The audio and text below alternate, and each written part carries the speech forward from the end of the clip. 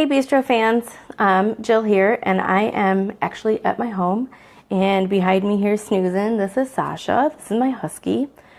I just wanted to do some senior tips and tricks. So Sasha actually turned 15 last Tuesday, so it's been an interesting journey the last probably year, and it just seems like more of our customers are coming in kind of at the same spot in their pet's life that I am with Sasha. So a couple things that come to mind, and I wanted to pass it on just because it's sometimes can help put you at ease. But Dr. Glenn Dupree, who I studied under for quite some time before his passing, even said to me that your dog should enjoy life all the way up until the end.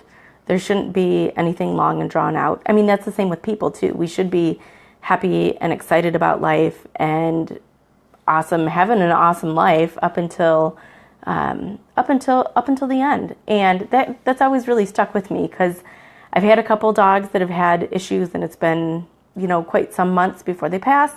And I've had other dogs that ate their meal up until the last day.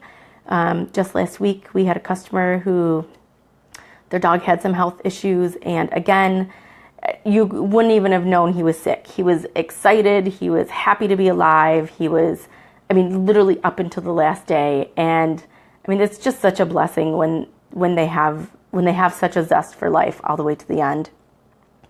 And then something else that I actually heard from another seminar I went to. This was actually with Dr. Karen Becker and Steve Brown, and this is kind of stuck in my head as well. Is our pets go from being puppies to adults, to seniors, then we have geriatrics, and then we step into that super duper senior mode. And that's when we start seeing some of the body's ability to break down as the physical journey ends. And that's where we sometimes get stuck, because that's the last we see. So that can be a difficult spot to be in. It can also be a difficult spot to be in if your pet decides that they don't want to eat anymore. We've had a couple of customers this week who I've chatted with, and at that point you almost go into a hospice care mode. It's whatever you can do to get some calories into your pets, whether there's a food allergy or not. Sometimes you forgo that thought process, you forgo the food allergies, and you start offering them whatever they can have. I will say for Sasha, goat's milk and kefir has been really beneficial, just because there's days that she doesn't want to eat, and we've been able to get nutrients in her just by doing goat's milk. So sorry guys.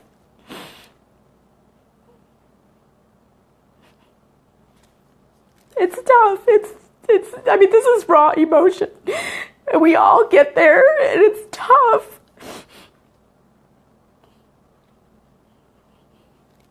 But there's still things you can do up until the end, besides having a bucket list, besides enjoying everyday life. Sasha gets to do what she wants. If she wants to sleep on the bed, she sleeps on the bed. If she wants to go for a walk, we go for a walk. I don't know her end. It's tough. But there's still things I do. I still do chiropractic care, because I know it helps her. It helps her in her mobility. It helps her get in and out of the house. I do essential oils on her, because I know it offers pain relief. And the essential oils are awesome, especially even if you're dealing with this at home. It doesn't require your dog to eat anything.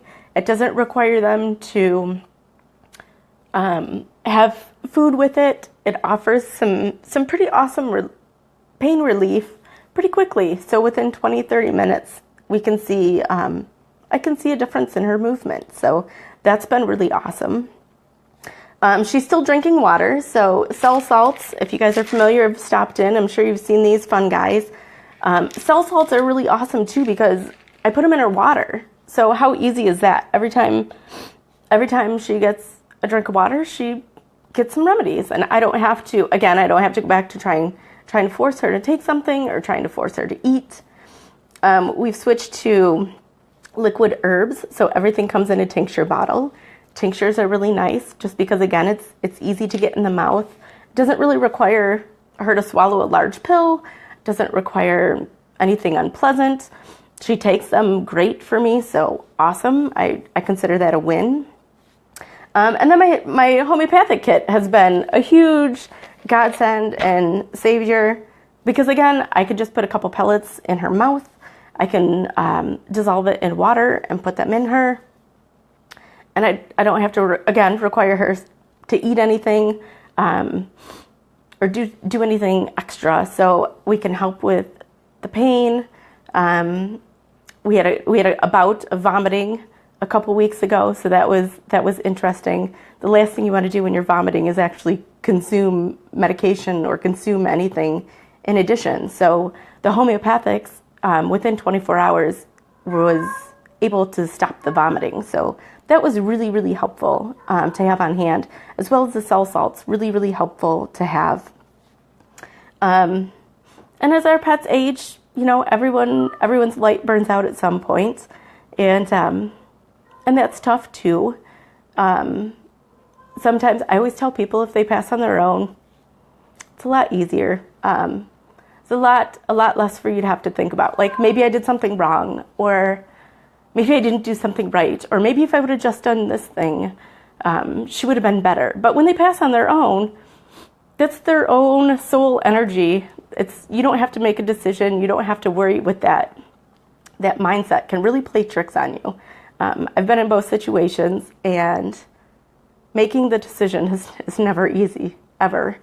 But when they go on their own, that's okay. They've made that decision to leave their physical vessel and continue on to a new journey. So here I sit. Sasha turned 15, like I said, last week. Hasn't been an awesome week.